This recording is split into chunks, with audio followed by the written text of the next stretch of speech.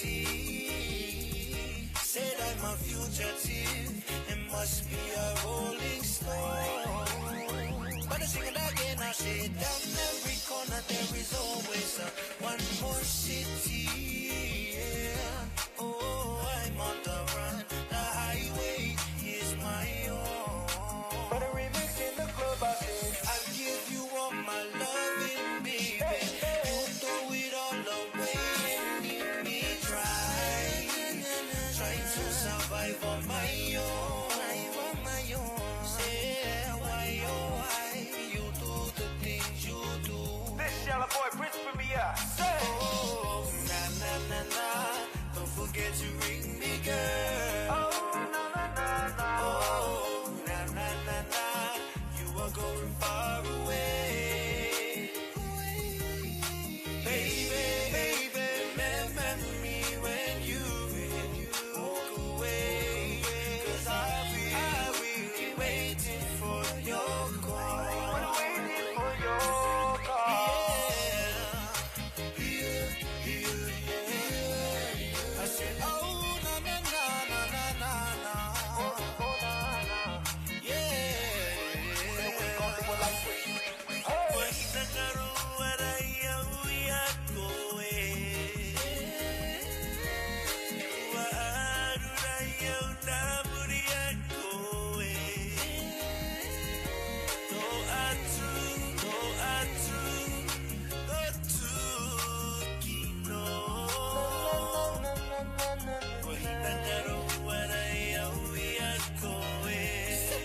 To all my people from Wallet, let's go. Ayo kio kio bulu mata lagi jipa jipa tayari. Ayo kio kio bulu mata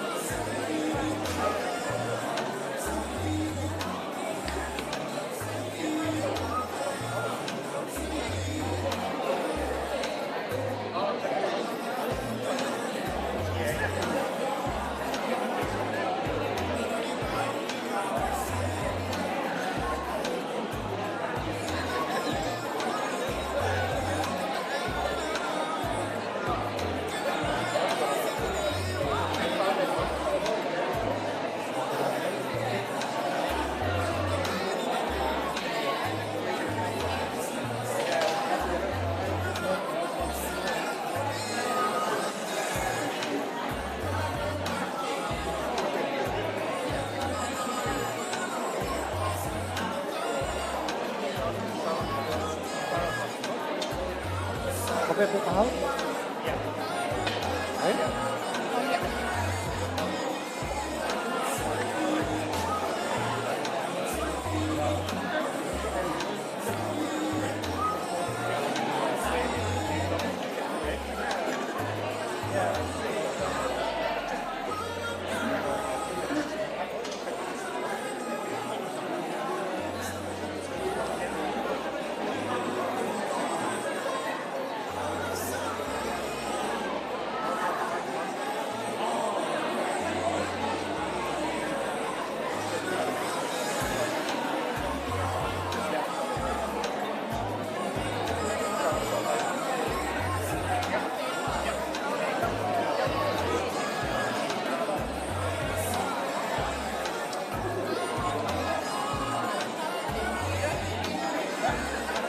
Why do you say this?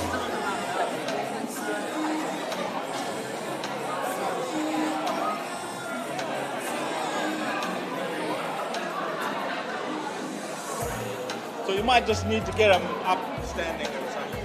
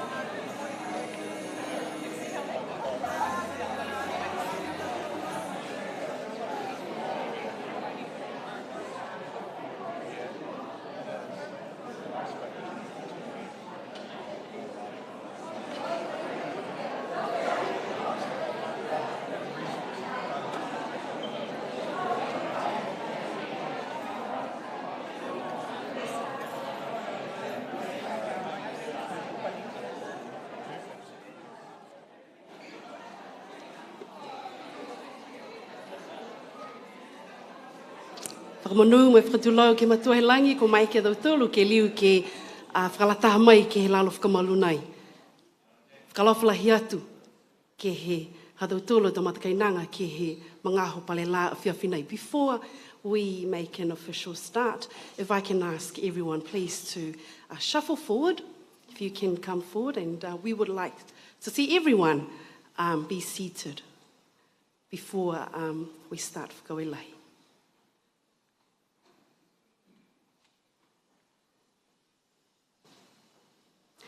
Like any other cultural event or a Pacific event, we always start with a blessing. May I ask Vicar Reverend Ingasia Tamamukule from the Holy Trinity Anglican Church in Otahuhu to bless this event and also to begin with the opening prayer. Whakawelahi.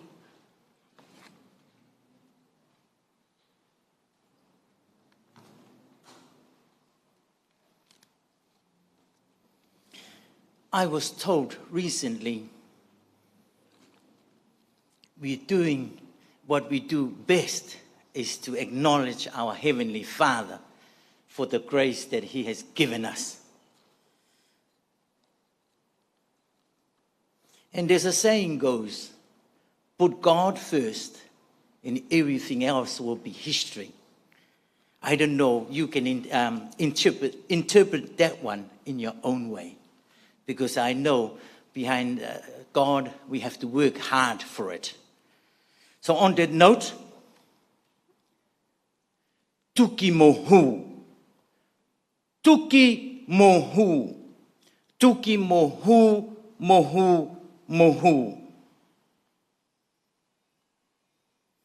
Tuki mohu is a hiccup in my Niue context. So when we got a hiccup, we straight away bound our chest. That's one option. And the other option is we drink water to calm the bounding of our heart. So I would like to open with the creation story. I give you creation story because I know you're not going to remember Genesis chapter 1. So I'll give you the creation story. So you type up creation story and all it comes up. The creation story, we all know about it, that God created heaven and earth. And in the beginning, then He saw it was so beautiful the first day. Then He moved on strength by strength. The next day, He created even more. And He really enjoyed what He done. So I'll leave you on that note, but I'll open with the Niuean blessing.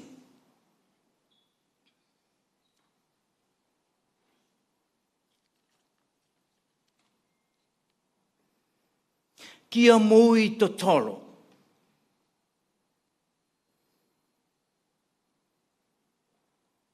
Kia mui hohoko.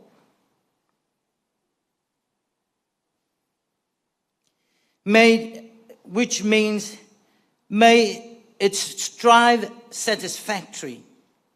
May it live continuously. Riongia dautolo. Let us pray. Ha mautolo aiki, ha mautolo a matua. Fuhiulu au loa a mautolo ke he tapu, he lilifu, he hawa, he ngoa, me hawa puletonu. Ke fui mai e moui hohoko, moi mui to tolo, ke ponata ki aki e matakau nei. Kia ofa he pulotu mo loto matala. Malau tolu kua ofa nia e koe.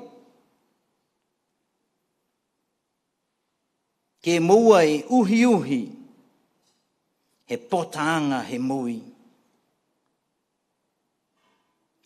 We gathered here in your presence, O God, our Father, and petitioned your holiness of power to abundantly give life to this new initiative, the wisdom and knowledge to those that you have called to lead and to those who in need. May the wealth of information brings the goodness out of us. May we beat creatively. May it beat innovatively. May it beat constructively. Ke he hawa ofa he ofa nianga. Tākina mai. Kia mui to tolo ko e tua. Kua pona takiaki e mautolu e awhia whinei. Monu si tonu. May our pathway forward with God's blessing. Amen.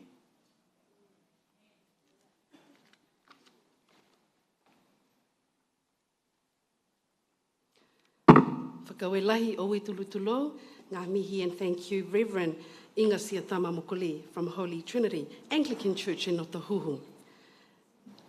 I would like to invite Hemidale, Director of Māori Medium Education School of Te Puna Wānanga, for his mihi whakatau.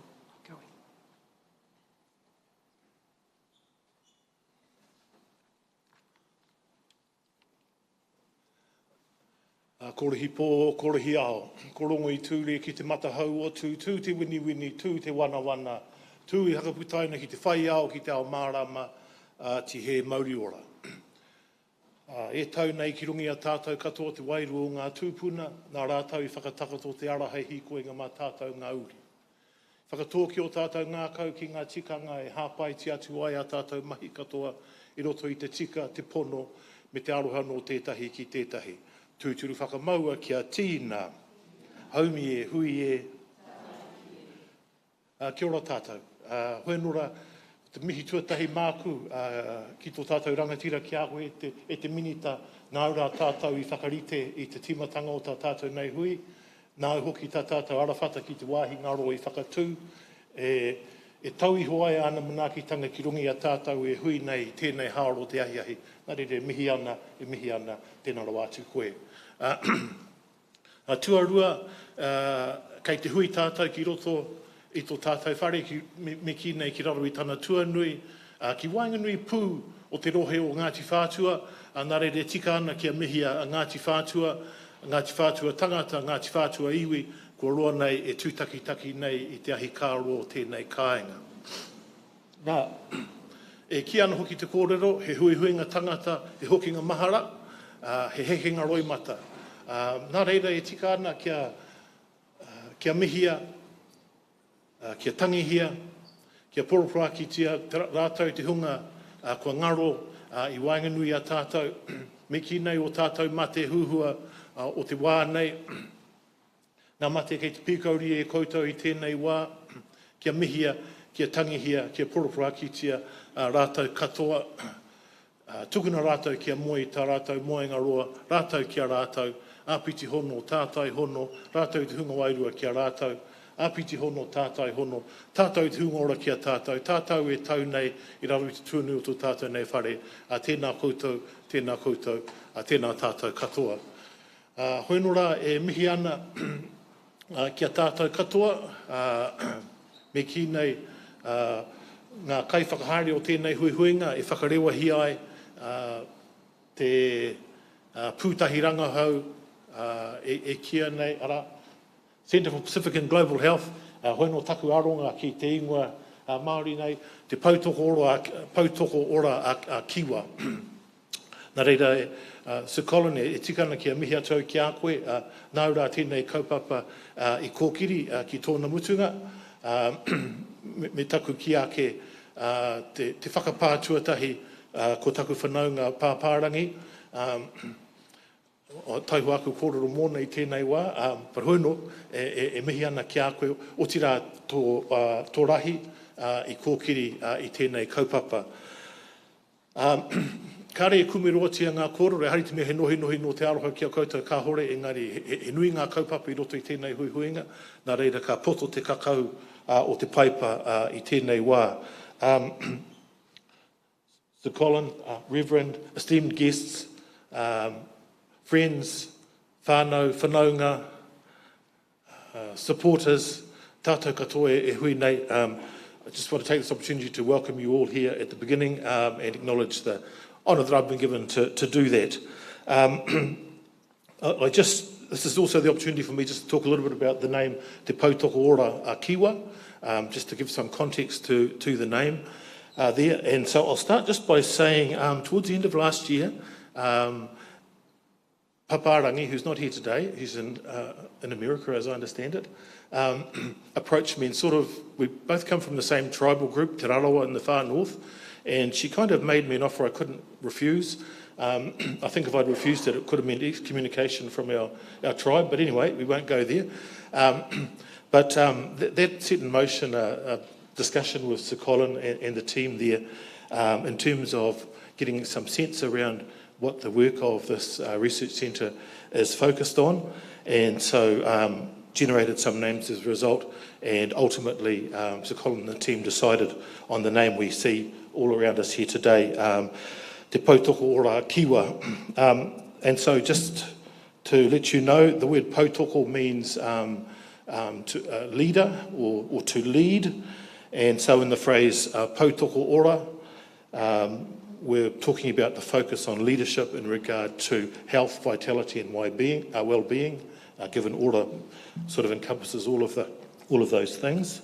The addition of the name Kiwa makes a deliberate connection to Te Moana Nui a Kiwa, the Pacific Ocean, ngā mautere o Te Moana Nui a Kiwa, all of the various Pacific Island nations, including Aotearoa, lest we forget our location here in the Pacific. Conceptually in the name, there are notions of whakapapa, whanaungatanga, relationships, shared connection over time, as well as a focus on the future, which is part of the mix as well. And so, by way of explanation, that is what's behind the whakapapa of the name there. I'm just going to... Somebody might be thinking, it's a Māori name and it's a Pacific focus here. That might be another discussion. Colin and I had a quick offline discussion there, so I'm going to deflect any response there in relation to that, just to say that I think I've done my part in that regard there. And he's got very broad shoulders. You don't get knighted for not having broad shoulders. Just to complete this part of the process, though, we have a tradition, a Māori customary tradition, about naming, and it's kind of seeking your affirmation in regard to the name. So I'm going to ask you a question, and the question is, Kuai te ngō tēnei rōpū? What's the name of this group? Okay, and the response I'm after is Te Pautoko Ora a Kiwa. Okay, so I'm going to ask you a couple of times. If I'm not happy with the sort of the volume level there, I could go a third time there. We shall see. So in order to bring the name to life, Kuai te ngō te rōpū? Kuai te ngō te rōpū? Kuai te ngō te rōpū? Ka pai kua tau. We've settled that. Tēnā koutou, tēnā koutou, tēnā tātou katoa.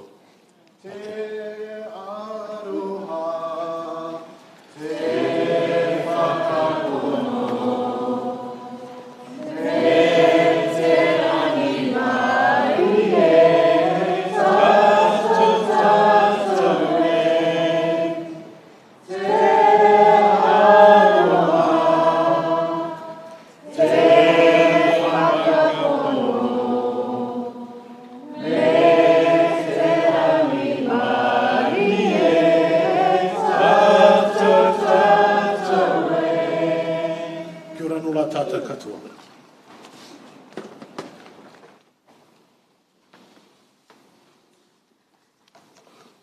Thank you, Hemi. So I'm going to ask the question in English. What is the name of the Centre for Pacific and Global Health? Sorry, I'm going to ask you again. What's the name of the Centre for Pacific and Global Health that we're launching today? Thank you. That was 6 out of 10. Moving on. So firstly, my name is Lynn Lolokini Kimotupavihi. I am your MC for this afternoon. I hail from the beautiful island, the capital of Polynesia, Niue Island. If you've never been to Niue, Sir Colin can tell you all about it. I want to acknowledge all our invited guests. Everyone, you've given up your time to be with us today. Today is a big celebration, not just for Auckland University, not just for Auckland, not just for New Zealand, but for the Pacific regions, globally, internationally. So it's a big celebration. I want to acknowledge our families and friends and colleagues who are streaming live, who are viewing, who are joining us virtually online. Whakalofalahi atu. Okay, a few housekeeping rules. So, this kaina is smoke-free and vape-free, inside and around the whale. Smoking areas are on Grafton Road, at the end of Winnan Street, where the barrier is. Clean and green, no littering. Rubbish is to be put away into the bins outside the whale kitchen. Bathroom allocations. Through the door to the whale kitchen area to the left, women's first and men's at the far end of the hallway. In case of a fire emergency, where Sir Colin goes, you follow. The whale crew will evacuate everyone inside the office spaces and underground car park, whereas please, you need to move away from this whale and listen and follow the whale crew. They will direct everyone out of Owen Glen if emergencies escalate.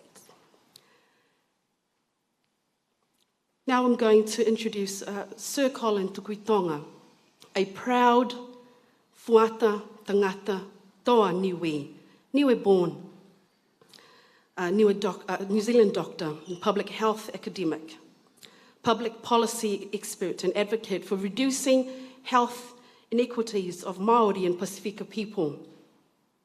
He has held several positions in public health and government in New Zealand and internationally. His current positions at the University of Auckland are Associate Dean Pacific, Faculty of Medical and Health Sciences, Associate Professor of Population and Health, and Co-Director for Te Pautoko Ora Akiwa, Centre for Pacific and Global Health. And also to add on to that, a very strong advocate for Wangahau Niue language and culture. Pasi pasi mai, let's give Sir Colin a big round of applause. Whakalofalahi atu lilipu he whare talofa lava, malo e lelei kia ora ana Nissan Bulavinak, malo ni kia ora koutou, it's a pleasure to be here.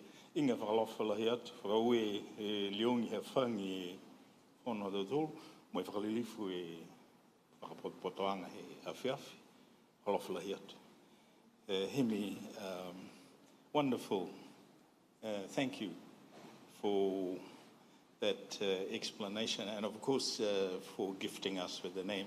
You know, you will be forever be connected to the centre. So this is a fair warning. If we're going to run short of money, we're going to come. We're going to come find you in Paparangi. But seriously, I think it's just been tremendous to have you with us. Dean, John, Fraser and Warwick, Philippa and the colleagues from the faculty, thank you for being here. Dr. Levasar, thank you for your presence, and your colleague Teresa, who are with us today.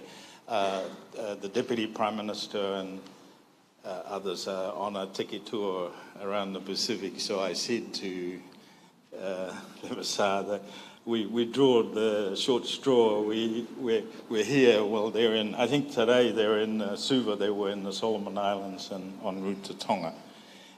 So thank you for being here and joining us today.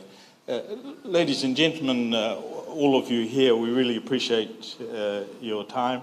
When you start something new like this, of course, we've heard many centres that go to the wall not long after they are found, and very few succeed. So it's a challenge, and we don't underestimate the challenge before us.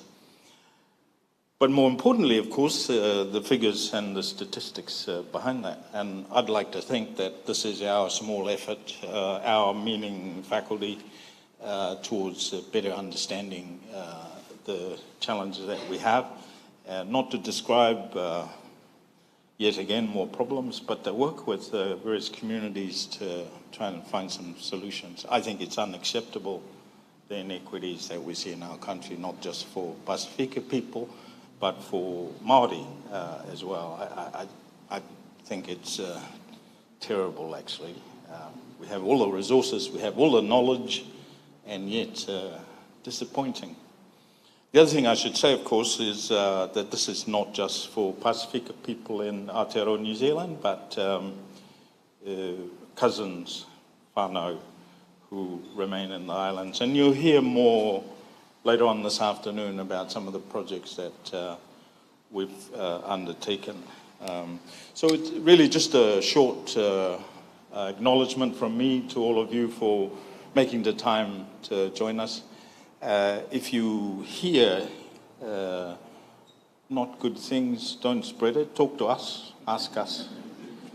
If you hear good things, celebrate it and shout it from the rooftops. It's always hard when you're the little guy trying to change things. So help us. This is for all of us. I just want to finish off with a statement from a very famous New Zealander, a certain Right Honourable Jacinda Ardern. She's written this note that I will share with you. Malo e lelei talofa lava, taloha ni ki o rana whakalofa lahi atu. She's Niuean, of course, ni Sambula, and kia ora koutou katoa. It was such a pleasure to receive an invitation to join you today, and while I am saddened that I am not physically present, please know I am celebrating with you in spirit. But I'm not the only one who will be celebrating. What today represents is a great leap forward in the necessary work to ensure our Pacific communities have the health and well-being they deserve, and that we face the healthcare challenges of the future. Important to its success is its foundations, and the foundations for Te Pautoko Ora a Kiwa, directed by Sir Colin Tukuitonga, Dr. Judith McCall, Professor Judith McCall, and Dr. Rowanne Ngashu, and with former Director General of Health, Professor Ashley Bloomfield, as Chair of the Advisory Board, are not only strong, they are formidable. You have the wonderful Anai with you today, and so it falls for me to simply give a word of thanks. While there is much to do, you have already reached a milestone worth celebrating. What you have created is a first. May you create many more in your endeavour to better serve our communities and our region. Ngā mihi nui, and my kindest regards and best wishes. Jacinda Ardern, a humble resident of Sandringham. Ladies and gentlemen, thank you very much.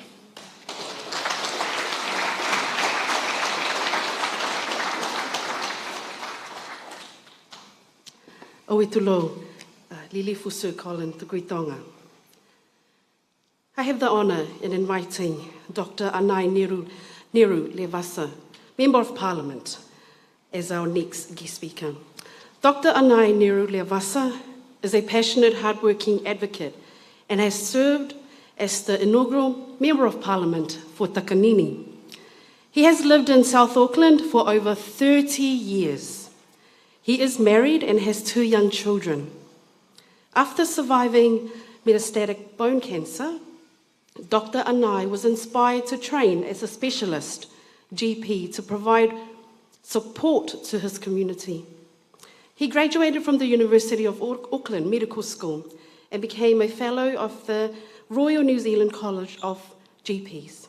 Dr. Anai is a keen humanitarian, having been posted on 2 assignments in the Pacific with both the Red Cross and a Doctors Worldwide volunteer organisation. He has also served in rural farming communities as a general practitioner. Welcome, Dr. Anai. Pasipasi mai.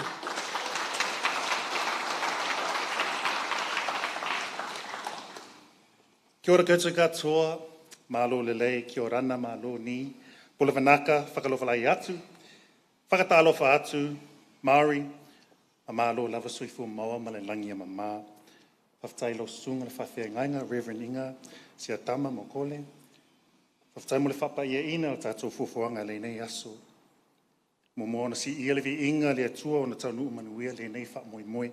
Thank you, Reverend, for your blessing today, and thank our Heavenly Father for the blessings as well. Good afternoon, distinguished guests, ladies and gentlemen. I am so honoured to be speaking on behalf of myself, but also the Minister, Barbara Edmonds, Minister of Pacific Peoples, and also Associate Minister of Health.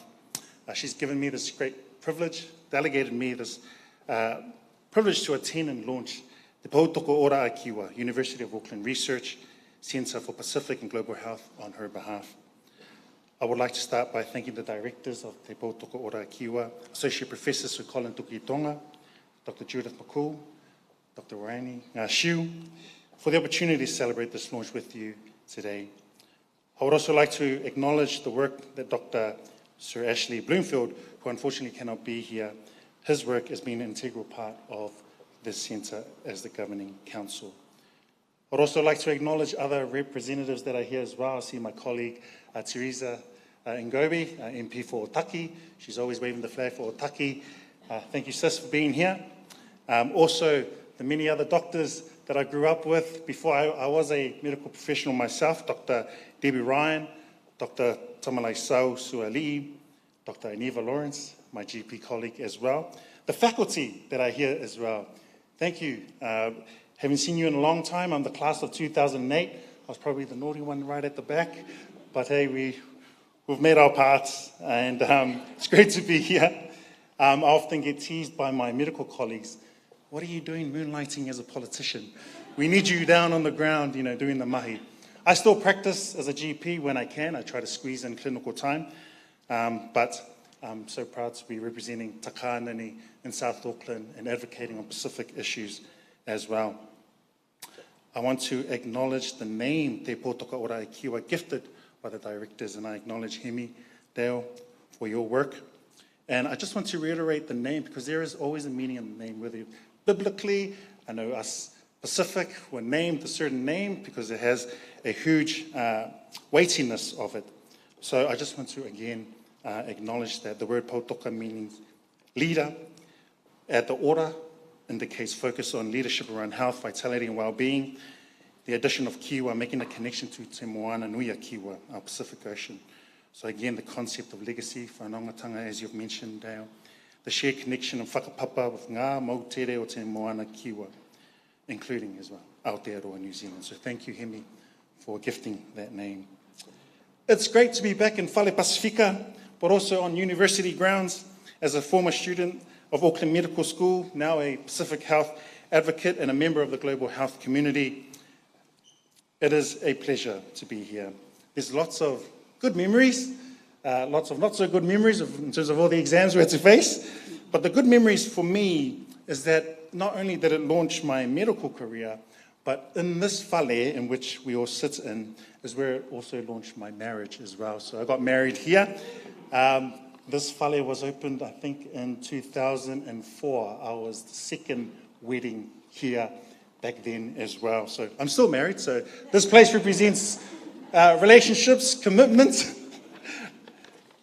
But again, Te Pautoko Ora Ikiwa's mission is one that is close to my heart, addressing inequities in Pacific and global health through innovative service and research. And as a clinician, we need good research to inform evidence-based practice, best practice to serve our people.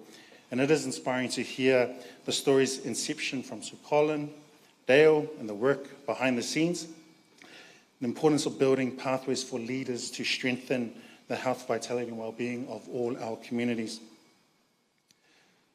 We all need to be in places and positions to influence and improve the health and well-being of our people.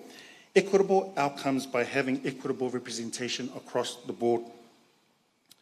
This university has and will continue to grow Pacific leaders in research, practice, policy, and wherever you've been called to improve the outcomes of our people. I know that Te Pautoko Ora Ikiwa will work collaboratively to design and deliver solutions to the Pacific's region's most pressing challenges, whether it be non-communicable diseases, NCDs, the health impact of the climate crisis, pandemic preparedness, the health of children, our tamariki, young people. Key priorities I see for the centre will be promoting Pacific values, priorities, knowledge, drawing on our Indigenous frameworks such as talanoa and wayfinding, mātauranga Māori, epidemiology, clinical medicine, and so forth. Because we all know we're all tied to our homelands in the Pacific. That's why this centre is focused on the Pacific region. When the tsunami happened back in Samoa, or the measles happened, I know many of us dropped everything and we went back to the islands, whether it be the Tonga disaster that happened as well. Our Tongan clinicians, pretty much everyone, whether you're Tongan, Samoan, we all rallied together to go back to the homeland to serve our people. And that's why, that's how we roll as Pacific peoples, right? We're always thinking about our homelands back there. Climate change is one of the most pressing public health challenges and threats of our time. And health-related climate crisis will further test the resilience of our Pacific health systems. And this is more so in the wake of COVID-19 and amidst the ongoing burden of NCDs as well. And I know the centre will commit to drawing on Pacific values and again that Indigenous knowledge in order to design and deliver the solutions for our people. I know I'm going really on focusing on the centre's model, and I just want to make sure that people understand where the centre is well positioned to do so. And they will operate in a co-creation model with scholars, students, and partners from government, non-government, regional, global organisations contributing to its mahi. In closing, I would just like to commend Te Pautoko Ora Ikiwa's community for its commitment to upholding the rights of Pacific peoples and elevating Pacific research and capacity within the region. Research that is, one, inclusive, but also culturally sensitive. That is what is needed to fulfill our collective aspiration for better health outcomes in the Pacific region and beyond. Whawhatai Lava, thank you for having me to be part of this historic occasion. I am very proud to be one of your medical colleagues, and I also as a Pacific MP, to advocate on Pacific issues.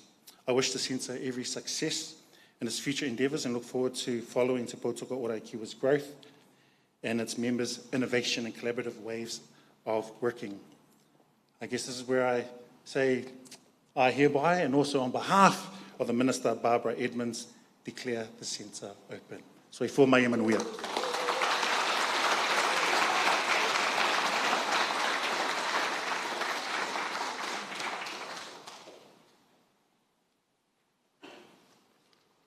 Whakawelahi lilifu, Dr. Anai Leavasa. Our next keynote speaker was the former Director General of Health and inaugural chair of the Centre Governing Council. Unfortunately, he is unable to attend in person today. However, he has provided an address. Pasi mai, let's give a big round of applause for Professor Sir Ashley Bloomfield.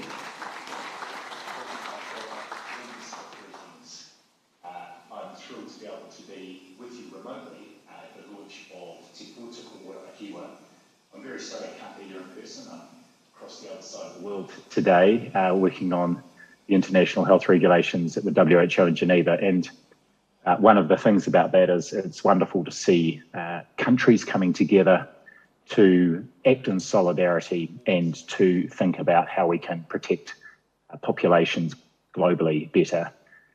It's wonderful to be part of the new Pacific and Global Health Research Centre, and I'm really pleased to be involved in this new role as chair of the board. And it's a key part of my new role at the university. So it's lovely to be back among friends and colleagues and able to take this role on. I'm really looking forward to the opportunity of working with all of you to strengthen research, both in the Pacific and of course in Aotearoa, New Zealand, that will benefit our communities in New Zealand and across the Pacific. One of my other roles in the university is helping establish what's called a Public Policy Impact Institute. And the key word there is impact. All our research should be impactful first and foremost. It should be meaningful for the public, for our communities. And therefore, it needs to be informed by, it needs to be relevant to, and it needs to be able to be used by our communities. It needs to be, in short, a partnership effort. So I'm excited about the prospect of this research centre and what it might bring to strengthening the partnership the university and others will have with our communities, so our research is more useful and able to really impact on the lives and well-being of our communities, both in Aotearoa and across the Pacific. I'm looking forward on the board to working with many esteemed colleagues from across the country and the wider Pacific, and I know they will be deeply committed to ensuring this venture is successful and to working in partnership with our community and their communities. I'm going to ensure that the reality of partnership is there from the start, and I know both Colin and Judith will be committed to that as well. So thank you again to all of you for coming to this launch, for supporting this new venture. I look forward to working with you and indeed seeing you all in person. Kia ora koutou katoa.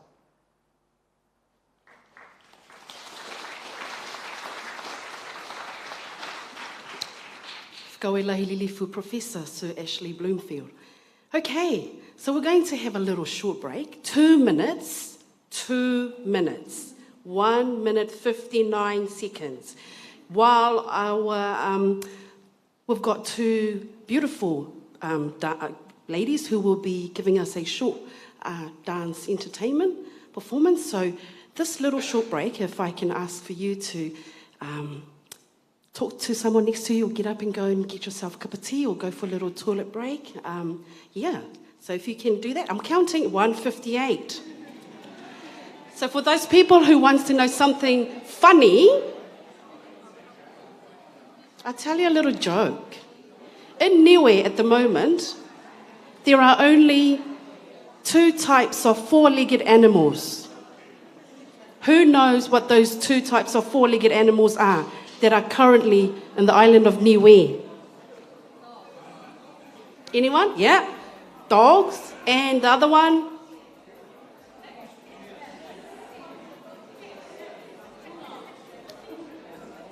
Cats? Yes. One more. We consume them. Puaka. There we go, 3. So in Niue, we don't have cows. That's why Niueans don't know how to go moo, you know. We don't have cows, we don't have goats, we don't have sheep, we don't have lambs, but we love to consume all the meat from those animals. 130.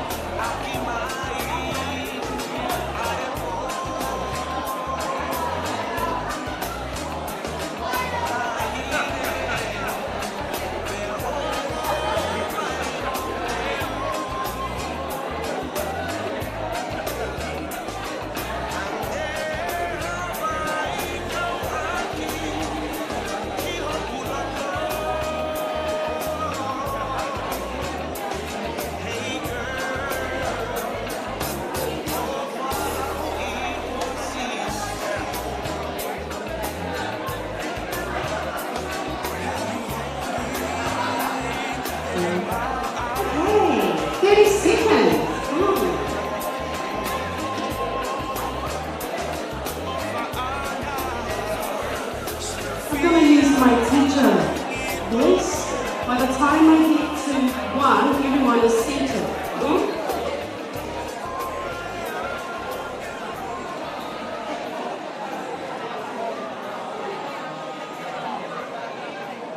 10 seconds. I have to say that this has been an amazing event. We start on time. We're actually on time. We're doing well. Yeah, I'm talking just to try and get everyone's attention. 5 seconds. I know. I'm sorry. I know we've got lots to share. Oh, thank you. Oh, you people are amazing. Well done. Okay, so we have got a performance from two beautiful women. Lahaina is in her final year at the best university in the world, University of Auckland, studying a Bachelor of Arts and Bachelor of Laws conjoined. And Natalie graduated from the best university in the world, Auckland University, in 2018 with a Masters of Arts in Pacific Studies. Both are core dancers of the all-female collective Uratapu Pacific Dance and continue to share their passion for their culture and people through koli. Pasi pasi mai, let's give them a big round of applause. Woohoo!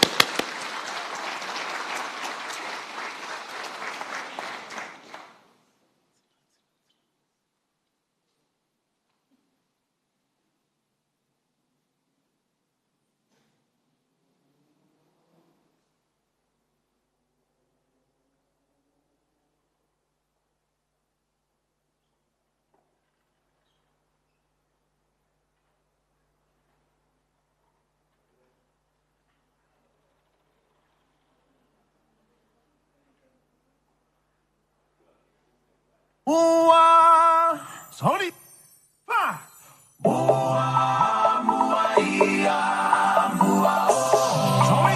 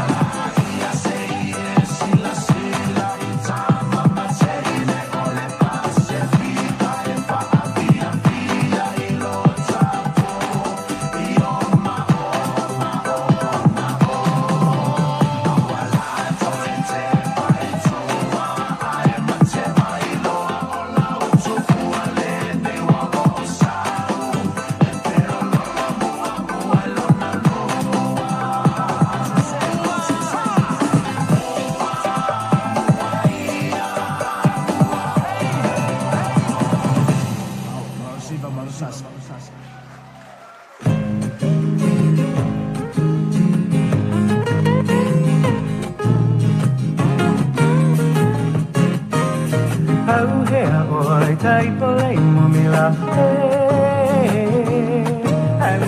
me no ver pole ulila tai pole momila me no ver pole ulila huli mai oi a honi tai hula mai hula lena eo nalo awane ila huli mai oi a honi tai hula mai hula lena eo nalo awane ila la la lima papa ai taponola o eo e kanu kui ke kapa mo e holula la la lima papa ai taponola o eo e kanu kui ke kapa mo e holula walomi lomi ia amiko kailila anu tahawa apau pau wahola awa lomi lomi ia amiko kailila anu tahawa apau pau wahola kaina ia makana takuanala kaua oalana manula kaina ia makana takuanala kaua no make noise la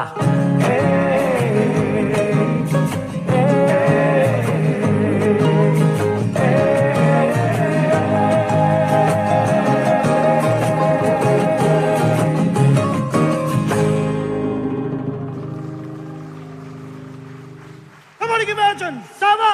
Oh, yes! All the boys are still alive! All right, Captain. The man. Love himself.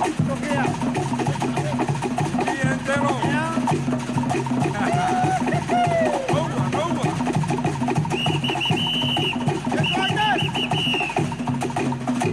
Sava! Bon! Oh, the leg! Harez-moi. El nonne de Mahua.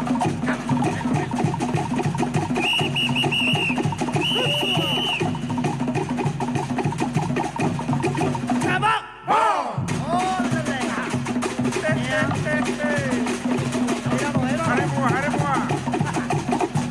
Harez-moi.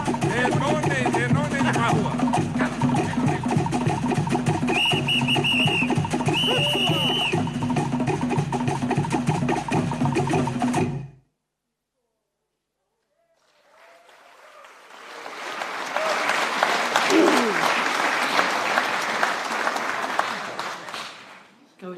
Well done. Okay. I'd like to introduce our next speaker, Dr. Rowanne Nishu.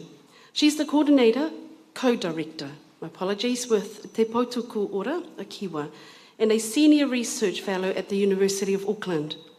Rowanne has 15 years experience in human geography and Pacific health, education and development. Rowanne is Samoan and was raised in South Auckland and graduated from the University of Auckland with a PhD in community health. Pasi mai, let's give Dr. Rowanne Nishu a big round of applause.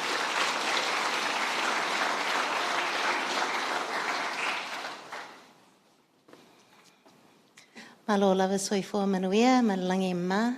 Welcome everybody. I'm a little bit overwhelmed today, mostly because we've been working really hard behind the scenes, and I just want to thank the team for putting this on. It is amazing. Colin, as usual, sits back and is make it happen. So thank you, team. No, Colin's the heavy hitter who brings everyone together. I also was sitting and reflecting that when I was doing my PhD, Doctor and I was studying, and he actually helped me a lot with my PhD.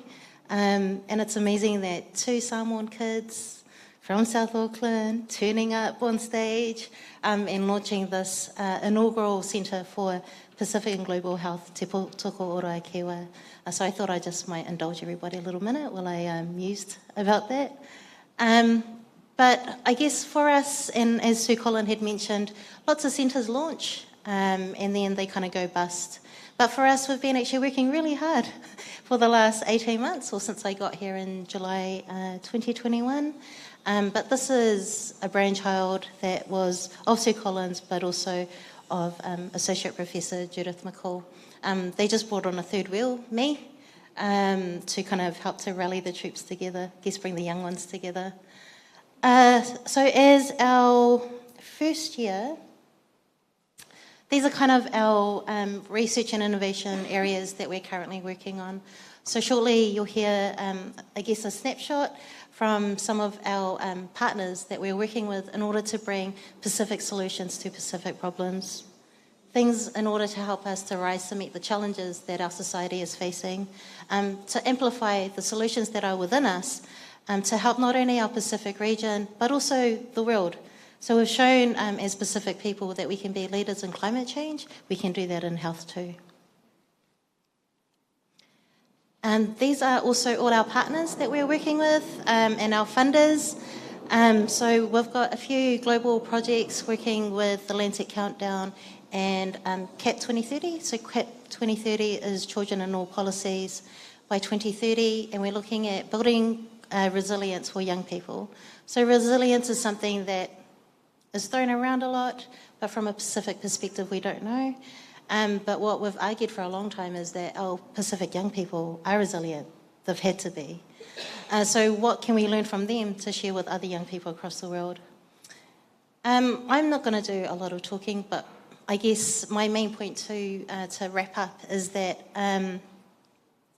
if you want your pretty logo on our flashboard, if you want to partner up and help to do some $1 million, we might have to have an auction night later on, then yeah, please reach out. For us, this whole centre is about partnership, as Sue Colin and Sue Ashley had said. It's about making sure that we work together with everyone, from our mamas and our papas to our young people, from our communities, from very smart people. So we've got, as we've said, Sir Ashley Bloomfield running our governing board. We've got technical advisory committees, but there's a lot of knowledge within our communities, and we just want to give you an opportunity to work together, to bring that to us, and yeah, let's do some cool things. Cool things like, and I'm going to hand it over to Sir George Tuitama from the Ministry of Health in Samoa, who's been our partner on the Pacific Mental Health Program, funded by the Polynesian Health Corridors.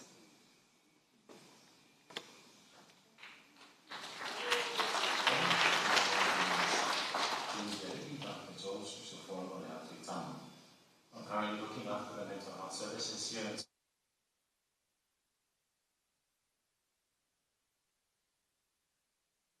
We have inpatients, outpatients, and also for our step-down service and our community service. So we currently look after a population of about 200,000 people of all the main islands. We're working very closely with the district hospitals and also with the hospitals in the other islands, just to ensure the ongoing care of our patients and also the ongoing management of our patients. So we work closely as well with NGOs, and one of the NGOs, which is Goshen at Momoa, is currently helping look after a rehabilitation center, which is like an off-site ward. So a little bit of the project, as you know, that I was one of the key clinicians and also a co-investigator for the project that was recently done here in Samoa, which is the Pacific Mental Health Survey, or the Samoan Mental Health Survey. So this is the determination of the prevalence of physiological distress and symptoms of mental disorders amongst the general population. One of the second part is actually to measure the severity of psychological distress and symptoms of mental disorders, including functional impairment. Now, why is this project important? Pacific people have managed their well-being and mental health on their own or with the help of their family, churches, or the villages. However, for many years, those of us who work in health have recognized that we don't know well enough the extent and nature of mental health disorders around the region, are working to change that. We are building the evidence base to understand what exactly is happening, and in the process, we have been blessed to upskill our own workforce. So what was the role like in Samoa? So it required co-creation and collaboration with the team in New Zealand. So our local communities and ministries understand the importance of mental health and gathering quality data. So they were all mobilized and committed to this project. They worked tirelessly, and it was clear that there is a keen interest and passion to serve our villages and families in the health and well-being space. We were able to lead much of the rollout, and there was a high trust between us and the center because we were understood to be expert of the context, which is the culture, the community, and as a result, we managed to get a fantastic spread across the islands, the villages, and a diverse range of participants. So we were pleased with the great reception across the ministries and the people here in Samoa. We need research where we are included at all levels, from design to dissemination, and this has been a case where we were coordinated. Effort has been made to move together at the speed of trust, and the support of capacity and capability has been very key. So what were the key learnings is partnering with us in the region requires the humility to understand that we have our own ways of working and engaging with our people. It may take time to decipher it, but at the core, it has been our Samoan and Pacific values, which the center keep at the forefront of their work and we have experienced that firsthand. Regarding the rollout, our people are often considered hard to reach, and that was not at all the case with us. We had so much interest and turnouts every day, with the participants coming in for our questionnaires and to be part of our survey. It would be a shame to halt or end this work. This needs to be the beginning, and ongoing efforts and research needs to be committed to in the Samoan region so that our solutions are informed by more real-time or near real-time data. Authentic partnership is key, not just the tick boxes, but really having us to co-create at all stages, and a seat for us at the table, which is the beginning, the mid-phase, and also towards the analysis, with inclusive participation ongoing, which we have managed to foster as investigators. Challenges? Well, one of the main challenges is that there continues to be a need of resources.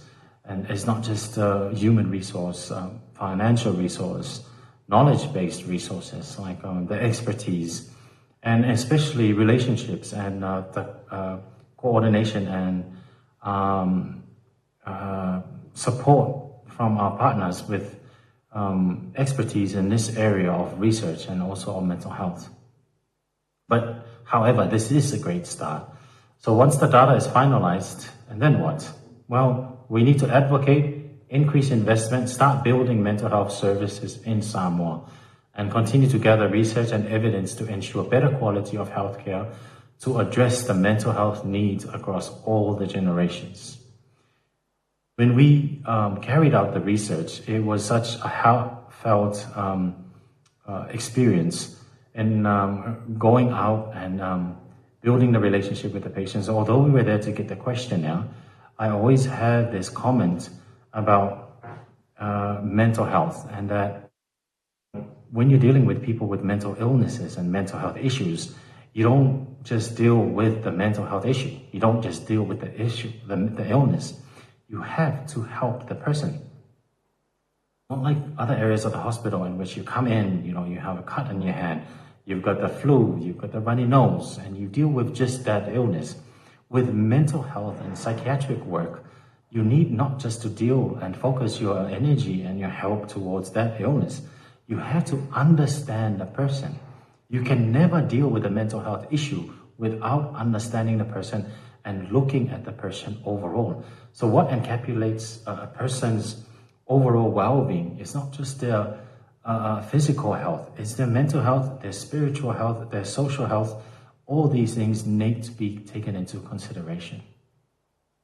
Doing this research and carrying out this research has actually enabled us to understand more of the mental health needs and the mental health issues here within our people and within our country.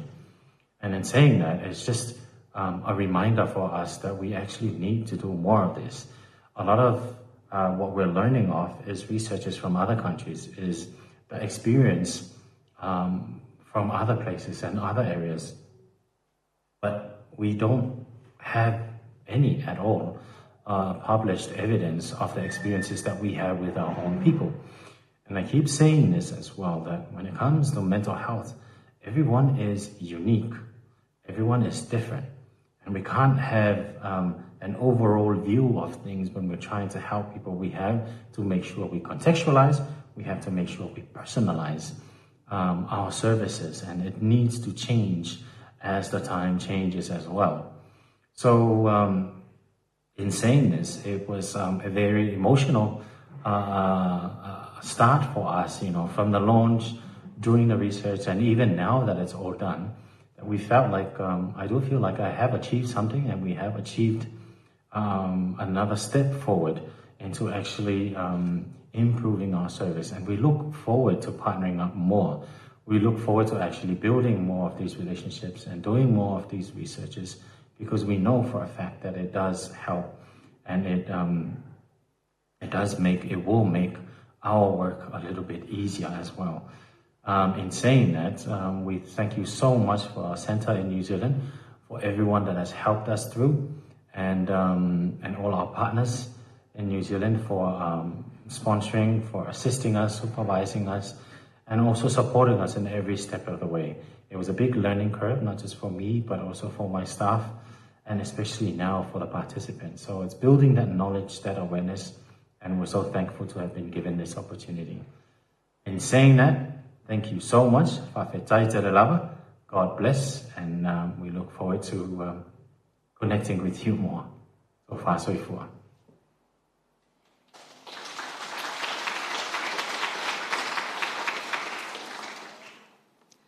Whakauelahi, Dr. George Tuitama. So Associate Professor Judith McCool is co-lead with Sir Colin and Dr. Rawani. Dr. George Tuitama is the only psychiatrist in Samoa and is the co-investigator for Samoa on this project.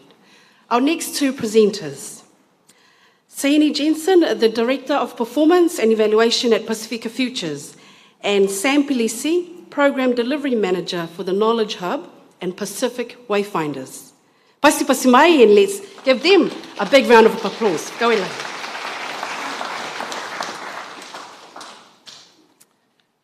Malo Lelei and Malo Apito for the opportunity to talk about the PMA Knowledge Hub here today. The PMA Knowledge Hub is a partnership between the Pacifica Medical Association and the Centre and the University of Auckland, which started in 2021 with a donation from the PMA of $2 million. And we really were looking at the vision of establishing and enabling Pacific people to live longer, better lives in New Zealand and the region.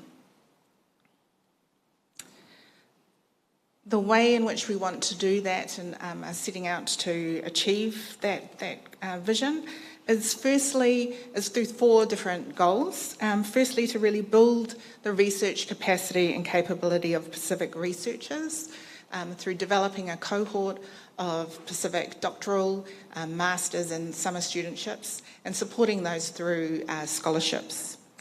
Secondly, to develop, to really undertake Pacific-led research and scholarship in Pacific health and social outcomes, and especially taking that holistic, wide view at health in terms of well-being and beyond just focusing on health.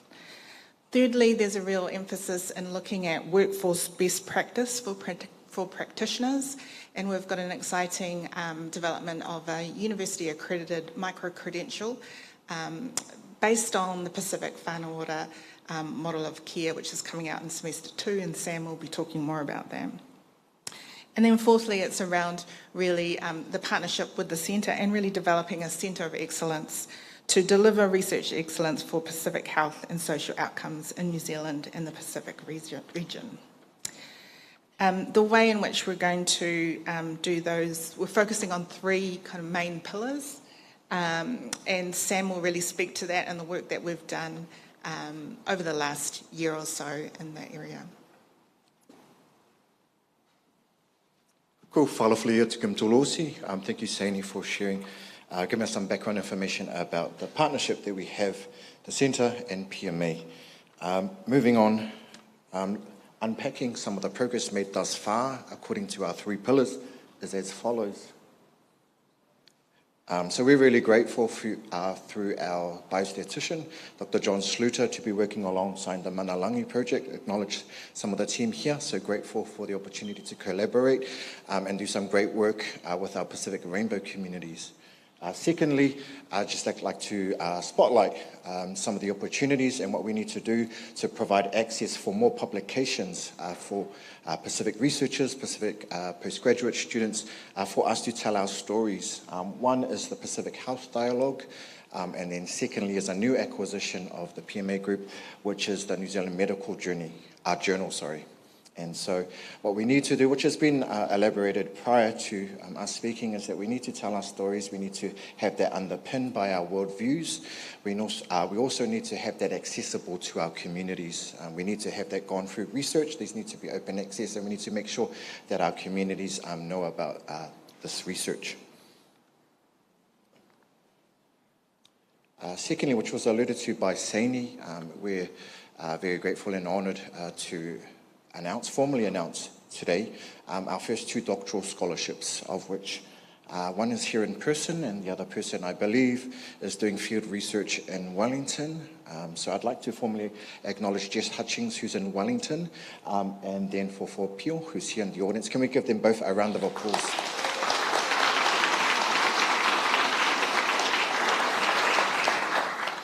So they're both here. I won't shame them and tell them to stand up and wave their hand. It's a bit hard for Jess, who's doing field research in Wellington. But to both of you, we would like to formally acknowledge you properly later in the year when we coincide with the PMA Scholarships event. We'll be in touch. But just to round off that part, for FOR's research is exploring the experiences of racism and other forms of discrimination for Samoan cancer patients and their ainga going through cancer care pathways. And then secondly, Jess is looking at achieving equitable health outcomes for Pacific people living with cardiovascular disease in Aotearoa, New Zealand, and exploring the contribution of pharmacists. So again, give them a round of applause, please. We just closed our Masters PMA Knowledge Hub Master Scholarships last week, and so we hope to be later in the year one again formally announcing our doctoral scholarships and recognising their achievement, but also announcing and recognising our Masters students later on this year. And what has been mentioned also is we want to provide opportunities and bridging that gap between undergraduate and postgraduate and providing opportunities for studentships. Senior also mentioned a micro-credential, and what's really key for us is acknowledging 2 things. One, we have a large amount of workforce who are hugely competent, awesome in their work, passionate in their service to our communities.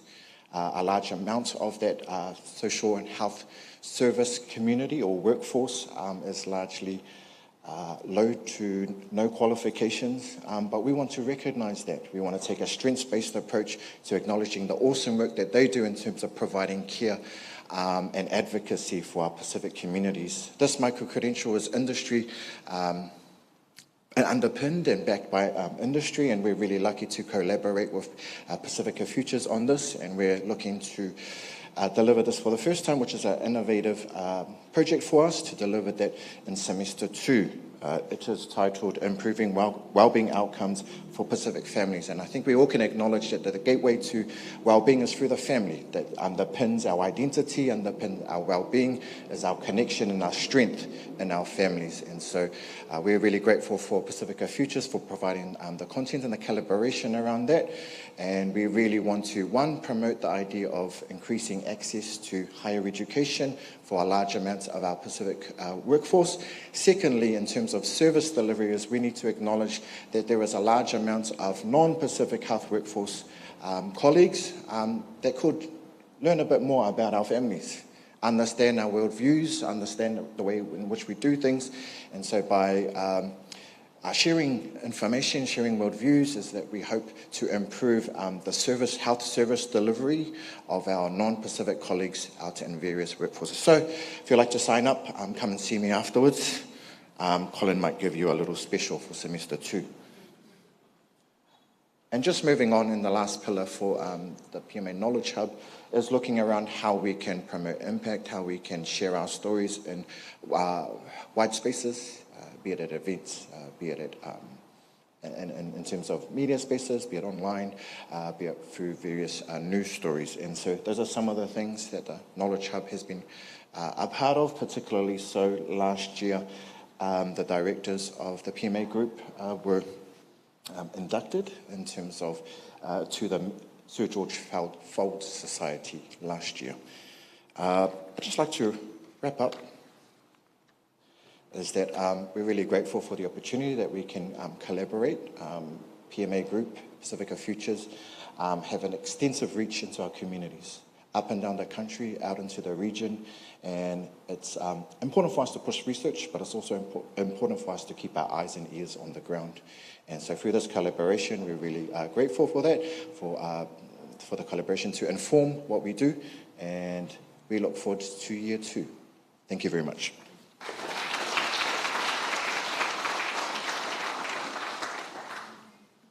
How are we going? Okay, good? Yes, please don't fall asleep on me. Okay, our next speaker, Dr. Aditi Bunker, postdoctoral fellow at University of Heidelberg. Whakalofalahi atu, and let's give Dr. Aditi a big round of applause.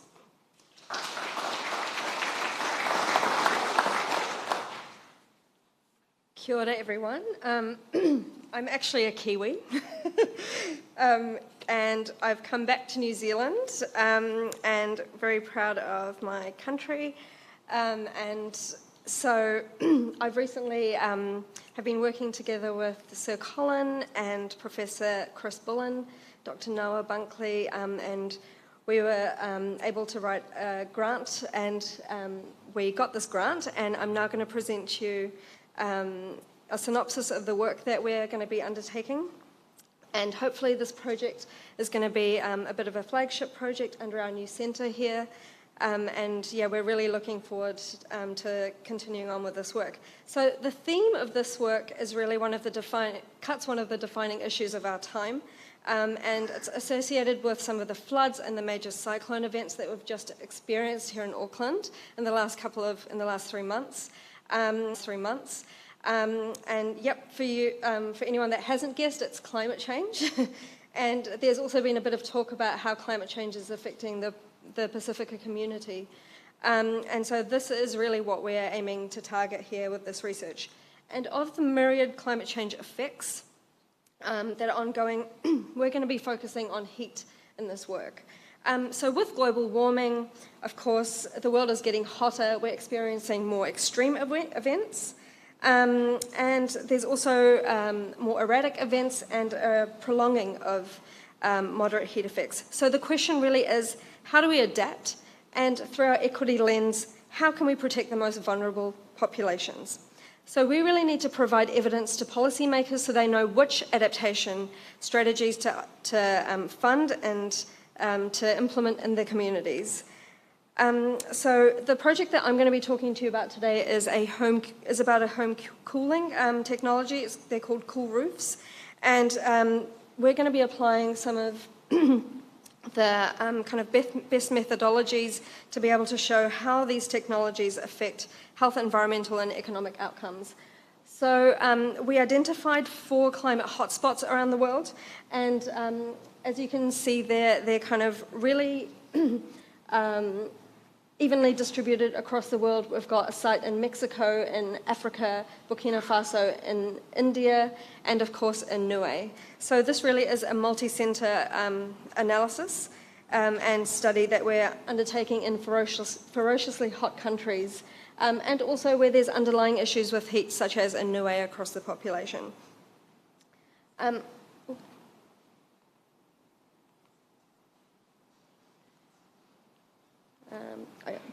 So this is just an overview of the sites that we're going to be working in. And as you can see, they're all pretty, the temperatures across these sites can get usually above 40 degrees. And so we're trying to look at which technologies really work and where and how we can provide evidence to policymakers. They all come from, these countries are in different geographical regions with different housing types.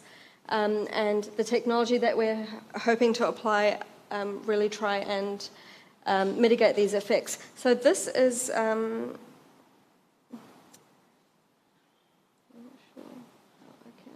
well, this is, does anyone know how I can activate my video? Oh yeah, here we go. So this is an example of, this is just a drone that we've got flying around Burkina Faso, and this is just capturing the aerial views of what it really looks like in the region. It's dry, it's arid, and it's hot. And basically what we want to do is to conduct a series of 3 studies. The first is to look at engaging with the community to understand their perceptions of heat, and also whether they will accept the uptake of the technologies that we're offering. The second part is to look at the carbon footprint reductions in the population associated with this technology. And the third is to conduct cluster randomized controlled trials where we give half the population the intervention and half not, and then we assess health, environmental and economic effects. And if we can play again, thank you. So this is the technology. It's a cool roof coating. It's a passive technology for home cooling. So basically, our team here in Burkina Faso are applying the technology to the roof. They're quite economical, very rapid, and fast to apply. They don't have any sort of toxic effects, and they also have waterproofing qualities. So there's evidence to show that there's anywhere between a 1 to 4 degrees Celsius reduction in temperature with the use of this sort of technology.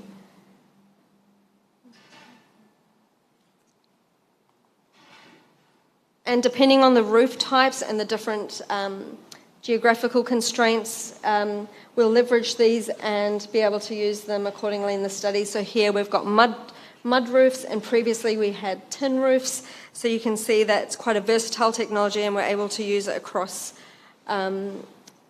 different populations and different types of housing.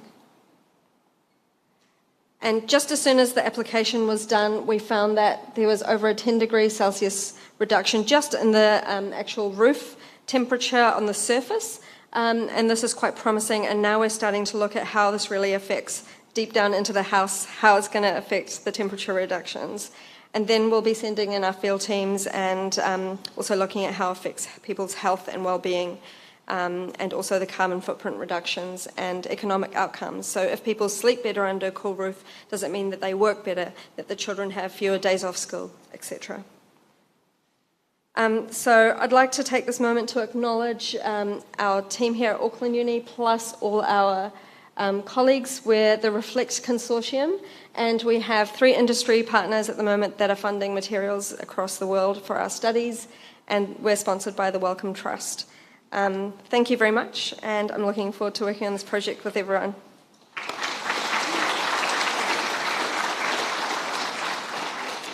Thank you. We're going to have a 59 seconds break, so if you can please stand up and go and have a chat to your next door neighbour or someone behind you, or go and grab yourself a drink, or go to the bathroom. 59 seconds. Thank you. 58.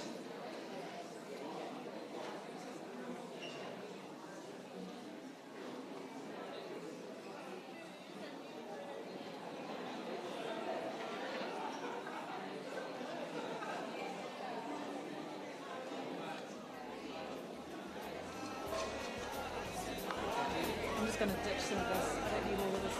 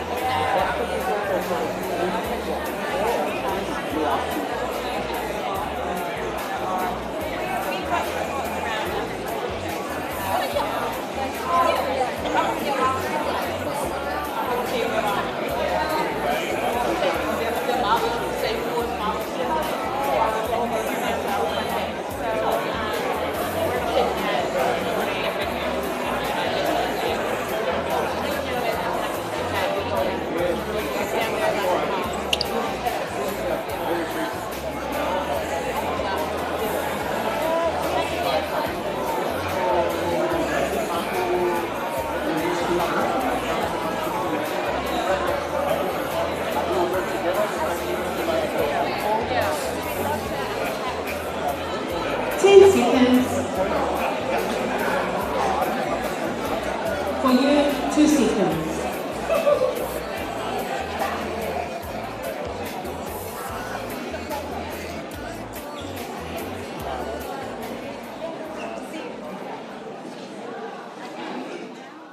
You can stand there and do a floor, you want to do a floor show? Okay.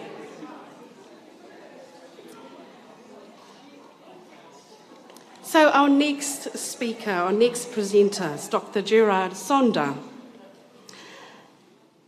Dr. Gerard Sonda, a public health physician and epidemiologist from Pacific Perspectives. He's going to share with us the COVID-19 Surveillance Pacific Project. Let's give him a big pasi-pasi.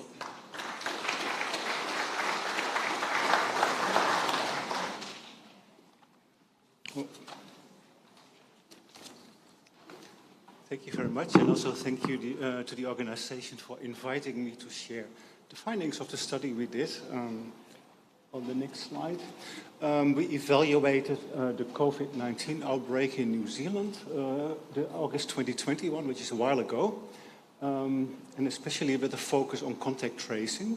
And the title is A Giveaway, We See Delayed Contact Tracing for Pacific People, which has contributed to widening health disparities. I would like to acknowledge the co-authors of the article. It has been published in the International Journal of Infectious Diseases, open access, so you can all find it there. And this may remind you of the outbreak. This was the second day of the first outbreak with the borders closed. We eliminated COVID in the beginning. We were 102 days free of COVID, and this was the first incursion with community spread. We thought in the beginning it was related to a miracle, but later on we did not really find a root cause. And it was most likely that it was escaped in managed facilities. That was the off button. Yeah. So what we did, there's many notifiable diseases in New Zealand, about 50, and COVID was made notifiable, which means every case that is diagnosed has to be notified to the public health unit, and systematic data is collected to learn and also to keep track of the outbreak, which is done in the database Episurf. And when COVID arrived, the Ministry of Health very quickly developed a new database, which was called the NCTS, which was for contact tracing, because around every case of COVID, we did contact tracing to try to get every contact in quarantine to stop spread of the disease. And this is called an epicurve. These are all the cases in the outbreak. In hindsight, we know there were 179 cases in total. It wasn't very big. This is the cases by onset of disease. And by ethnic group. We see the green people here are Pacific people, red Maori, and blue are the New Zealand Europeans. And we see here the first case fell ill on about the 30th of July. And then it keeps spreading here onward to the 10th of October, when the first cases were notified, and it became clear that we had community transmission. And very soon after, Auckland moved to alert level 3 to stop spread, to stop movement of people. And then we also see that it worked quite well. It went down until here at the beginning of September, the last case was notified. And then the decision was made in the ministry, like about 10 days later, now we are safe, we go down to level 2. So what we see here is that 60% of the people were Pacific, 25% were Maori, and only less than 10% were New Zealand European. And this is the first inequity, the first outbreak with the borders open. Most cases were New Zealand European from low deprived areas, and these were all people from the high deprived areas. And that is because these people cannot work from home. They work in the lower paid jobs, and that's why they get exposed quicker than other people. We looked at the outcome of disease, and for the 179 cases, but there was a bigger study done later on with the first 1,800 or so cases in New Zealand, and they had more cases, so they could do a better analysis statistically. And what they found, that was after controlling for age and also for pre-existing conditions, we saw that Maori people and also Pacific people had 2.5 and 3 times to also being hospitalized. So when they were infected, they had more chance to be hospitalized. And also there was a modeling study, because infection fatality rate is quite hard to study, because we have all kinds of underlying other things. There is an age difference anyway between ethnicities in life expectancy. So this was a model that estimated the infection fatality rate, how many people died after they were infected. And they could adjust this for age, for ethnicity, and also for relative life expectancy.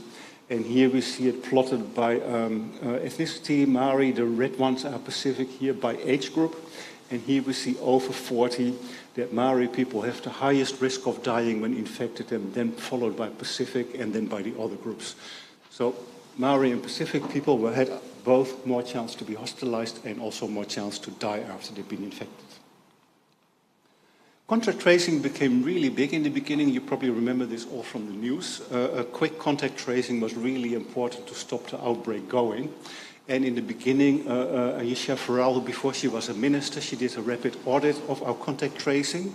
And she published some recommendations. And she said one reporting requirement was very important, that the proportion of contacts quarantined within 4 days after the index fell ill. So the case becomes ill and then all the contacts are traced and they all have to be contacted within 4 days. More than 80% was the indicator. And the reason is that it slows down onward transmission because if you're too late, it already has occurred. Also, she recommended to build this into our contact tracing system so we could evaluate and keep track of it, which is what we examined. We linked all the cases to the contact from the other database. And here we found that 51 of the 179 cases did not have any contacts, which is quite unlikely because most people do have contacts. There were no difference between ethnic groups. There's all kinds of reasons in the system that could have caused this. Maybe contacts are linked to one case while there were more cases. But we cannot find out because it wasn't in the database. Of the 179, there were 128 cases who did have contacts, and altogether they had about 2,500 contacts. These cases that were all traced. And of the contacts, which is sort of cases, 60% were Pacific, it's quite logical that also about half of the contacts were Pacific, followed by 14% Maori and 19% New Zealand European. And this says something about the spread potential of the disease. If it arrives in Pacific people, it also spreads in Pacific people if you don't control it. So they have been most at risk. We looked at the number of contacts per case, and the median Pacific people had 8 contacts, Maori 4 contacts, European 4.5. This was not statistically significant. In this graph, we see the contacts plotted by the ethnicity of the case. So these were the Maori cases, and these were all, every dot is a contact of Maori people. This is the Pacific group, but every dot was a contact of Pacific people. And here we see the days from onset of disease, how quickly the contacts were reached. So this is 10 days after, and the goal was 80% should be under 4 days. There's many dots on top of each other. The Pacific people here have about half of the contacts. And then here we did some statistics on the, to see how the speed of contact tracing had been. This here is the total group of contacts, and we saw that the goal was 80% should have been reached within 96 hours, and we only did 41%. So in total, we only reached half of the speed of contact tracing. But most remarkably was that there was a difference between ethnicities. We saw that this is the New Zealand European group, 61% were traced within 4 days. Maori, 58%, and Pacific people were significantly slower. Only 31% of the Pacific people were traced within 4 days.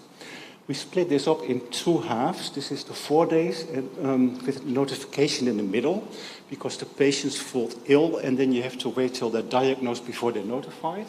And only when they're notified, the public health units can contact them. So we looked if there was a difference here, and what we saw, both these 2 days intervals were significantly slower for Pacific people than for the other ethnicities. So we saw Pacific people were slowest contact tracing of all ethnicities. So that brings us to the conclusions. Most cases in this outbreak were Pacific, followed by Maori, and already said this, they're living in highly deprived areas, which was in contrast with the first outbreak with the borders open, and most European people living in the least deprived areas. Pacific cases had the highest number of contacts, although not significant. However, only contacts that were reached on the phone were registered. And we know from practice that many people cannot be reached. They don't answer the phone. There are wrong numbers, so there was no correction here. So there could be also an extra difference between ethnic groups of how many could be reached. Pacific people were significantly slower contact trace. And here the conclusion was in line with this article of Stein, what they already found, that when large numbers of contacts are expected in certain populations, and it had been predicted that the biggest outbreak potential was in South Auckland among Pacific people, what you need is you need disproportionate number of contact tracers to deal with the fact. So apparently this was also recommended to the government, but it was not implemented yet. We did not have enough capacity to trace all the contacts for Pacific people. And then my final slide, if I can make it work. Yeah, there was also missing data in NCTS. NCTS was built while the outbreak was going, and it was really great to build the plane as we fly, but it also has some disadvantages, because if you have to act very quickly, the last thing on the agenda is equity usually. You just do what is good for the whole population, and equity was not included. We did not have data on preferred language, we did not have household sizes, and also we did not have data on the people who could not be reached. So we could not conclude from this data why it was that Pacific people were traced slower than other ethnicities. That was not in the data.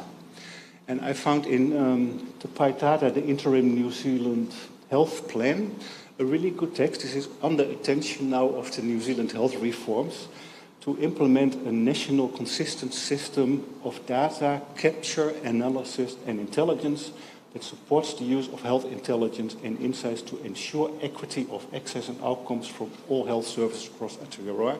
This is exactly what we need in the future to do that correctly. And the Ministry of Pacific Peoples, they took for their long-time inside briefing, which is a 3-yearly report they're doing.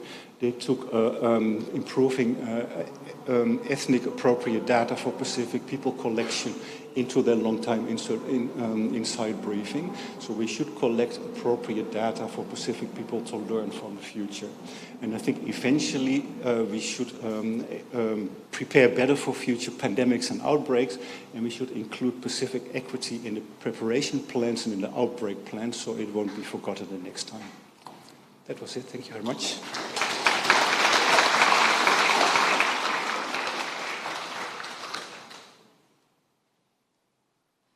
Whakawelahi o Etulo, Dr. Gerard Sonda. On to our second to last speaker for this afternoon. Let me introduce you to Dr. Audrey Aumua, Chief Executive Officer of the Fred Hallows Foundation, New Zealand. Pasi pasi mai.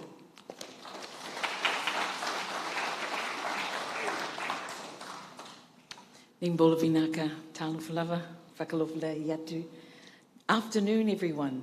And I'm really impressed Colin has sat quietly and calmly for 2.5 hours. Good job, Colin. I couldn't help, just while sitting in the front, just reflect on the significance of today.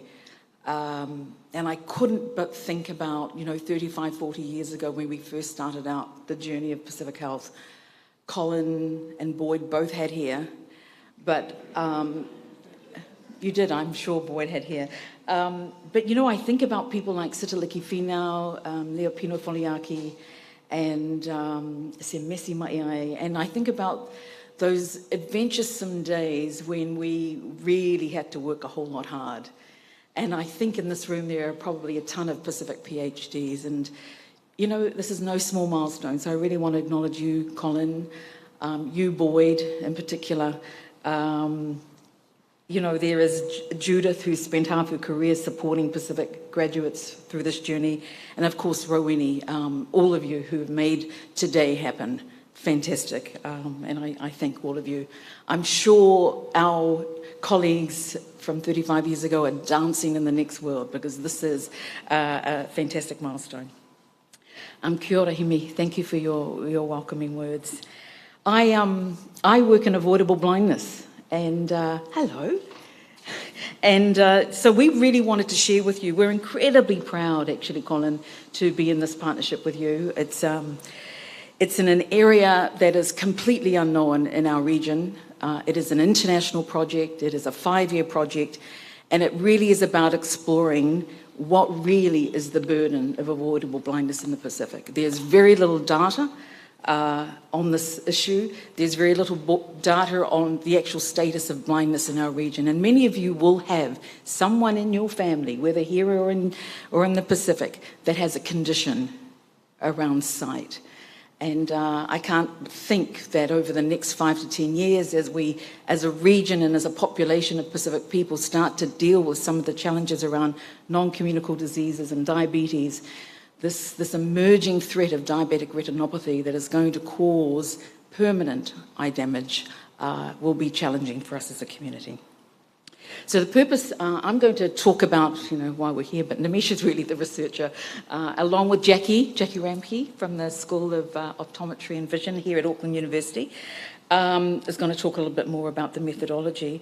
But really just to say, I'm supposed to operate this, aren't I? Is that right? Yeah. This project is called the State of Eye Health in the Pacific. And it's a research project, and as I said, it's entirely focused on the region. It is going to explore what is the burden of eye health, and in particular, its overall goal is to develop evidence and develop information for those who are making decisions in our health systems related to eye care. And the work of Fred Hollows over the last 20 years has really been to build the eye care workforce. We have been really proud to been a partner in the region for the last 20 years, where we have trained more than 350 eye care workers. 35 of them are ophthalmologists, actually, and they stay in their countries, they work in their countries, and they help their governments develop eye care services. But what we haven't done well enough in the past decade or so is really build baseline knowledge and information and evidence about what really is the burden. So this project is really about that. More specifically, let me say, there's a couple of research program objectives. And, our countries and our decision makers in our region are often challenged with so many priorities. Where do they spend their money? If they've got $5, where does it go? There's so many competing priorities. And eye health is not a real priority in our system because we don't know enough about it. We don't know, what the evidence looks like. We don't know what the level of burden is. But my ophthalmologists, my eye care teams will tell us that, they are constantly seeing hundreds of patients with cataracts. They're seeing lots of conditions around refractive error. And more we are beginning to understand the burden of diabetic retinopathy. And so what we want to be able to do is to share with our governments and our partners really what is the evidence so that decision-making is more improved, investments are better targeted. And we hope this is the project that's going to help us do that a lot more. Some of the outcomes, of course, and I know we've been talking about research capacity today, but definitely one of the key outcomes of this project is not only about improved information, baseline evidence, and understanding the reality of the burden in these countries, but it is primarily equally important that we're going to build research capacity. We don't do anything with our countries without them, and this is a really important aspect of the work. So we are thinking about baselines, we're thinking about more evidence, but we're also taking and growing that research workforce. I will hand to Nimisha to talk a little bit more sensibly about the research methodology for all you researchers. Thank you.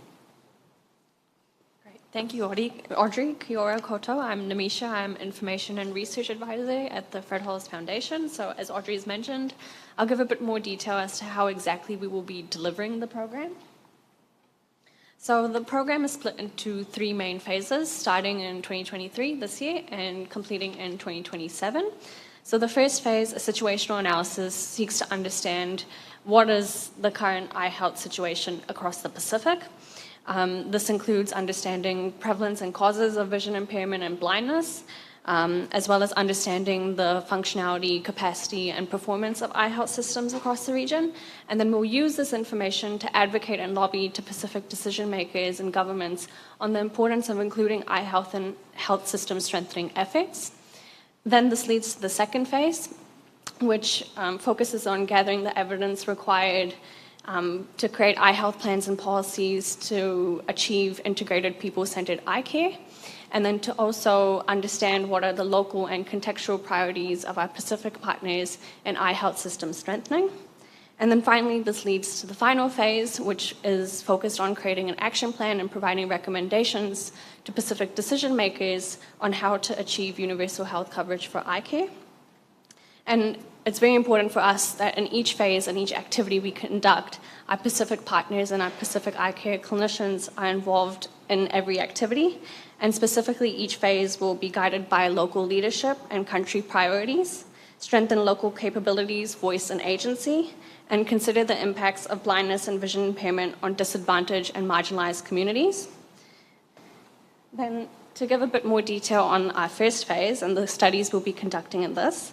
So over the next 18 months, in collaboration with the university and our Pacific partners, we will be working on rapid assessments of avoidable blindness in Vanuatu, Fiji, and Samoa to understand the prevalence and causes of vision impairment and blindness across the region. And then following this, we'll be conducting a systematic scoping review to understand what information has already been published on eye health and by whom, as well as to avoid any duplication through our program. And then following this is a baseline situational analysis using the World Health Organization tools from the Guide for Action to understand the capacity and performance of eye health systems across the region. And then finally, using the information collected from the prevalence studies and from the baseline situational analysis, we'll be conducting health economic analysis to understand the provider and societal cost of vision impairment. And for us, the key central part of this program and the success of this program is our partners. So I'll hand back to Audrey to discuss our partnerships. Thanks, Amisha. It's, I know for those of you who work in Pacific Health in New Zealand, the question might be, you know, what are we doing in New Zealand? And the burden of avoidable blindness on our planet is likely to be significant. And I know we're about to go out and do some really important surveys in the region, but the question could be asked, why hasn't New Zealand done this? And you can ask Jackie later. But, you know, the interesting thing is that we've never done that kind of work in New Zealand or done it sufficiently enough that we understand that burden. So I don't know if the Fred Hollows Foundation has enough resources to do that, but there you go. Look, one of the most significant parts of this project is our partnerships, and this entire platform of this work is about partnerships, whether it's with Auckland University and with others. But we have been training ophthalmologists and eye care nurses in the region for 20 years. The Fiji National University and the Divine Word University of Papua New Guinea are really our key training partners. So we intend to keep working with them and training, using nurses to train and research. We're, of course, working with WHO and, of course, the International Association of Preventable Blindness is a key partner for us, SPC and PAC-Eyes. And many of you may not have heard of PAC-Eyes, but it is a regional consortium of all eye care workers in the region. So these are the partners that are going to help us ask these big questions, collect this evidence so that we can support our governments in the Pacific to make more improved decision-making around the long-term future of eye health for Pacific people. Vinaka, thank you for your time.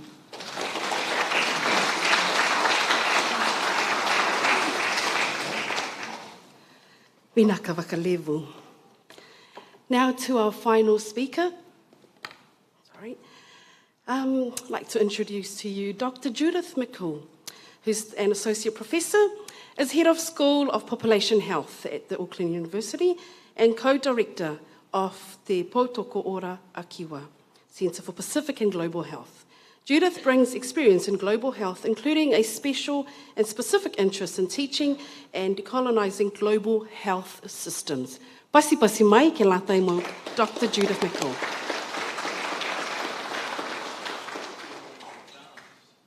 No dances too later, Colin. That's for sure. Malo apito, me taki mata, whawhatai lava, vanaka, whakawe. Whakawhatai lahi lehi, leli. Whakawhatai lasi, na mihi nui, and thank you. It's been an absolute pleasure. This has been the culmination of so much work, and we're really delighted to welcome everyone here this afternoon to celebrate the launch of Te Poto Ora Akiwa. It's been a long time in the making. This started some time ago, really. Conversations at various events, conversations with colleagues across the faculty, thinking about how we can turn what has been an idea, a nice thought, into reality. We at the University of Auckland really pride ourselves in being, in some ways, the heart of the Pacific, the home for Pacific scholars and communities. But yet we lacked something that helps pull this together and really give focus and emphasis to the work that's going on. So yes, this did start in a very sort of earnest and somewhat feverish way about a year or so ago when we started to put together a proposal with Dr. Roani and Sir Colin and many others in the room here. But it did start some time ago, and I know the acknowledgement of others who've worked in Pacific Health for some time. So really, one of the things I want to mention is looking back over the letters of support, and we did receive many letters of support from colleagues around the region, across New Zealand. Several words kept coming up, which I think are important to remind us about today. There was the reference to the timeliness of the proposal, in particular because the proposal was sought at a time just post or emerging out of the COVID-19 pandemic. And there was an acute recognition that the impact of COVID-19 had overwhelmed health systems, not just here in Aotearoa, but in our region. And that climate change was a reality that only served to undermine the well-being and security of populations. All letters of support in various ways referred to the value of strong partnerships and collaboration as the way forward, and the need for research-based evidence led by Pacific people, and therefore the urgent need for to grow a Pacific workforce and leadership. And we see this in terms of the centre through an inclusive approach, adaptable training opportunities for scholars and collaborators alike. So it does take time, but it takes the right people, good timing, and dogged determination to translate a vision into reality. We firmly believe that actually in the future it will be the global north, as it referred to, that will be looking to us in the south for guidance and wisdom on how to make decisions, of how to use resources wisely, how to put equity at the forefront of everything that we do. And it will be led by our Pacific and Indigenous scholars and collaborators. So finally, I just want to thank the many people who've been involved in bringing this event together. And of course, I'd like to acknowledge Nalei Taufa, who has Sam Palisi and Grace Shaw in particular. They have worked incredibly hard to pull this together. As you can imagine, this is no small feat. It's a huge amount of work. I acknowledge all of our speakers, our distinguished guests who have made the time to come and join us today, and those who are online. I know that Sir Ashley is watching from Geneva right now, and there's many others around the region. I acknowledge former Prime Minister Jacinda Ardern, who was so enthusiastic about joining us this afternoon, and really just couldn't be here due to family reasons. Clark is away, and she's solo parenting, and we appreciate the challenges there. I just also want to acknowledge working with Roani and Sir Colin in this process. It's been incredibly enjoyable. I've learned so much. I value the collegial relationships we've built, just not with each other, but also in our wider networks. I acknowledge all our colleagues who have pitched into the formation of this proposal that got us to this point. And we value the trust you put in us to bring it to the stage where we've built a firm foundation and we can take it forward. And I really value also the colleagues across the university and other areas that often aren't mentioned, the research support teams and others who really help and are right there when we need them to ensure, in most cases, that it goes smoothly. So I think this is really a collective effort. So thank you everyone for joining us to celebrate this really important occasion for a really significant event. Tēnā koutou, tēnā koutou, tēnā koutou katoa.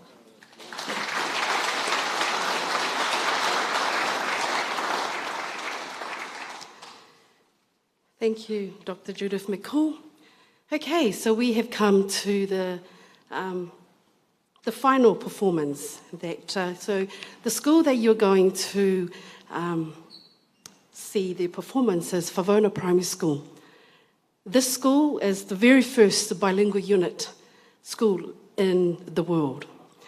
And I have to acknowledge also the ngahua that Sir Colin Tukuitonga helped with the launch, with the blessing, and with all the paperwork and the meetings and community consultation for the establishment of Favona Primary School, Niue Bilingual Unit.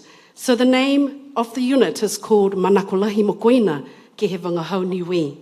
And it's very, it's emotional, but it's a time to celebrate and also acknowledge the many work that our Pacific educators have done. So introducing Manakolahi Mokoina Ke He Wangahau Niue. Pasi pasi mai, kalanga mai!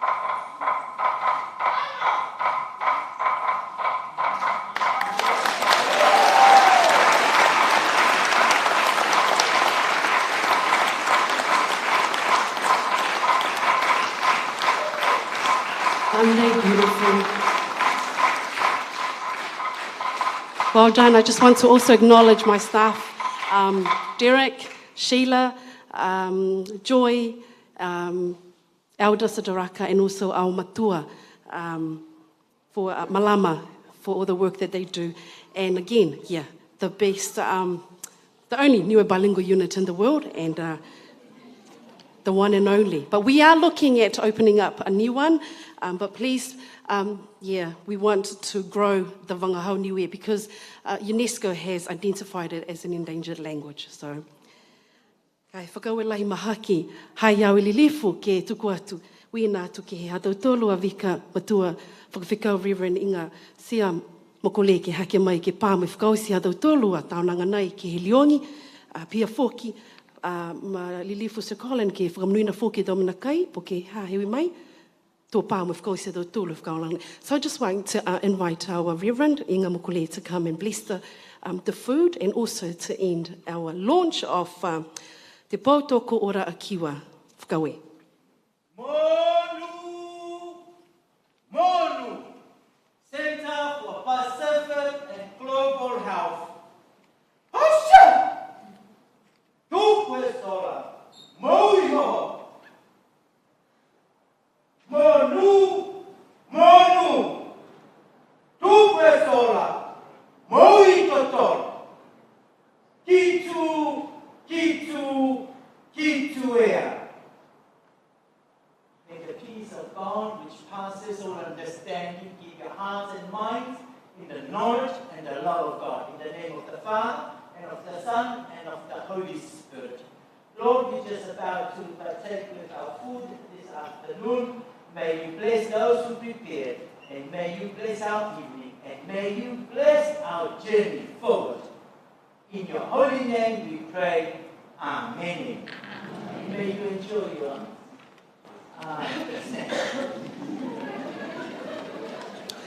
There we go. Thank you very much for Gawelahi Mahaki Oi Tulutulo. Everyone, please make your way to the table on my left for some light snacks on your drive home, sitting in traffic. For Gawelahi. God bless.